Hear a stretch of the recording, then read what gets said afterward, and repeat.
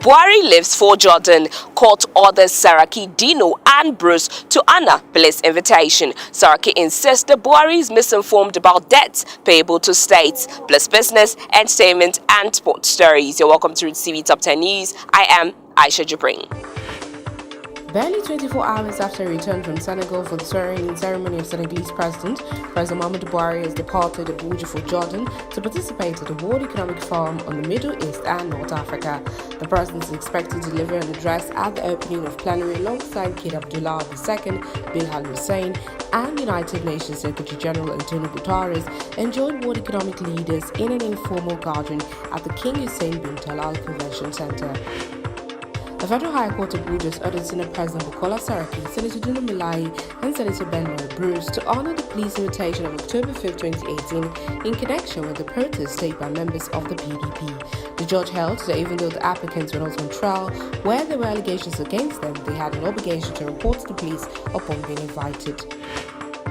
Senate President Bukola Saraki has suggested that President Muhammadu Buhari must have been misinformed by his aides on the debts payable to some states. President Buhari, in a letter to the Senate, had accused the National Assembly of inflating debt figures meant to be paid to Delta and Taraba states. A chieftain of APC in Adamawa cautioned the leader of the party, Bola Tinubu, against power rotation saboteurs within the party. Lawal advised the leadership of the governing party to review its performance at the governorship election. He said such would enable the leaders to identify those elements that were hell-bent on frustrating the planned power rotation to the southern part of the country. The Supreme Court on Thursday adjourned hearing in 4 appeals on Rivers State APC primary election for the nomination of candidates for the 2019 general elections until April 8th and 11th. The Apex Court adjourned hearing in the matter mainly for the absence of INEC's counsel. Federal High Court of Abuja has nullified the sale of 9 mobile telecommunications to Geology Nigeria Limited. The presiding judge said the parties in the suit were all aware of the status quo injunction having been served between April 24th and 27, 2018.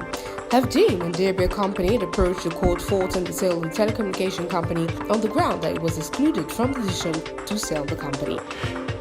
NAF has reiterated its commitment to support the police and other security agencies with imagery intelligence to tackle security challenges in Nigeria.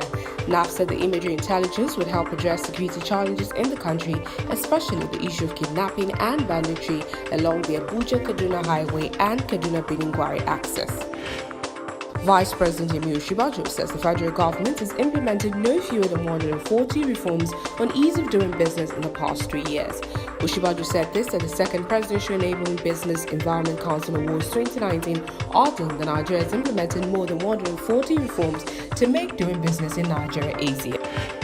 Moturayo Anikulapo Kuti, the daughter of legendary Fela Anikulapo Kuti, has replied to a man who compared her father to Davido.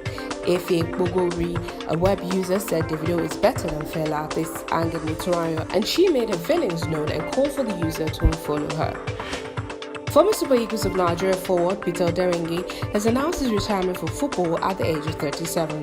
The ex-West Brom and Stoke striker, who played for Nigeria more than 60 times, scoring at the 2014 World Cup, including scoring 36 goals in 129 Premier League appearances between 2010 and 2016, announced at UEFA's Equal Game Conference at Wembley. For more news updates, follow social media handles as displayed on your screen. And that's the Roots TV Top 10 News today. I am Aisha Jibrin.